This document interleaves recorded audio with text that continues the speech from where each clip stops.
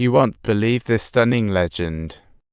Time to peel back layers like an onion. A maid's blood gushes while a young healer faces life-threatening risks. Elizabeth's greed erupts like a volcano, desperately seeking beauty and youth as her crimes escalate from maids to innocent girls. Her quick-witted maid reminds her isn't that enough, that her desire is like a black hole insatiable. I can feel the blood flowing, giving me superpowers, and a part of me is being drained too. Blood won't keep you young, instead it makes you smell death coming. Your disgust will pay the price for your inaction. Don't wake sleeping beauties. The maid's words did nothing but fuel Elizabeth's anger further. To feed her cravings, Elizabeth even built a blood-drinking machine hidden deep in the dungeon. Absolutely no way. Every gear turn brings cries of despair from girls, with hundreds of corpses stacked high. Villagers spill the tea about Elizabeth to the priest, hoping he can persuade the king to investigate. But before the priest could react, Count North discovered him, leading to a quick solution for the priest. Count North, in a bid to save herself, fled from Elizabeth overnight, while her maid chose to exit this world. She begged her to stop. "I will always love you." Elizabeth, you've gone too far. Let beauty handle the time. Madness has its price. Elizabeth's body breaks out in terrifying spots, yet she remains clueless. When ordinary maid's blood stops working, she absurdly thinks it's because the blood isn't pure enough. The dark hands reach out for even younger girls. Days later, a maid brings a little girl in, and Elizabeth stands stunned, as if meeting an old friend after years. "Can, you shouldn't be here. It's too cold. I'm waiting for a very important letter." "That letter? It's super important." "Wow, lovely dress. What's your name?" "Paula, here, take it. You must help me." "No, that's yours." In an instant, my reason seems to have defeated desire. "I want to tell you, get out, leave this castle. You won't die. You won't die, Paula." The girl runs away in terror.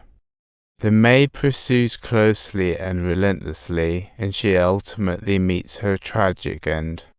Then Elizabeth turns her gaze to noble truths, but fate has a twisted sense of humor. The girl they catches. Subtitles: Paula, none other than Tassa's wife, her former lover. She had already heard the rumors that a bloodthirsty widow fell in love with her husband. Blood is still being continuously wasted. Fate's judgment has finally descended.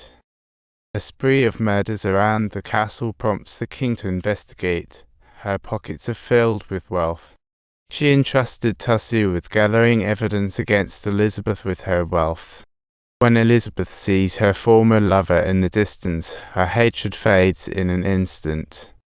She slips into a white dress. It's their first meeting in 3 years. As their exchanged letters are intercepted, they share a gaze filled with unspoken emotions. After some warmth, Tassu begins searching the castle's grounds of sin.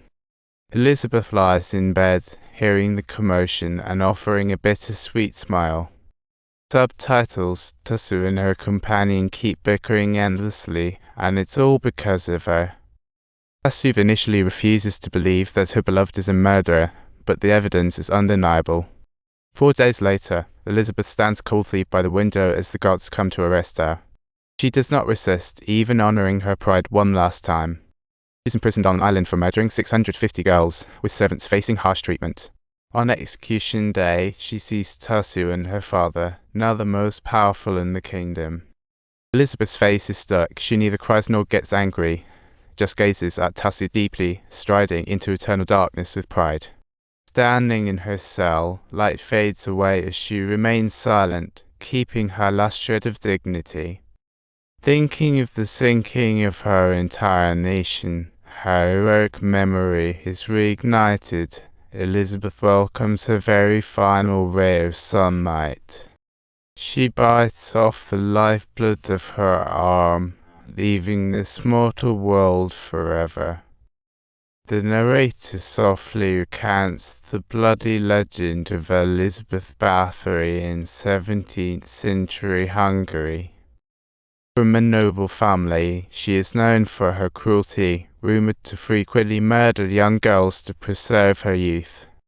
Directed, written, and performed by Julian Dupee, history entwines with legend.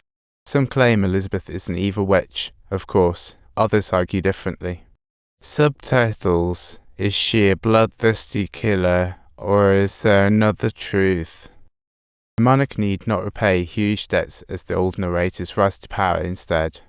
Rising to the peak of power, the film begins narrating through Tusser's perspective.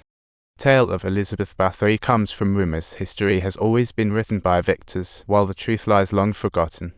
After listening to the story, don't forget to like and subscribe, Tilda.